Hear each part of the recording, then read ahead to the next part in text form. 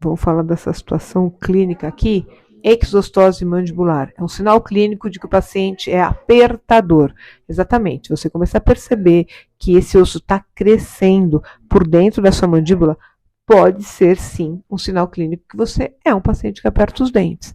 Óbvio, tem que fazer exame, tem que procurar um profissional habilitado. Quando é na maxila, normalmente é por fora. Então, além da língua dentada que eu já mostrei aqui para vocês em vídeo, exostose em maxila e mandíbula são sinais clínicos de pacientes apertadores. Espero que vocês tenham entendido.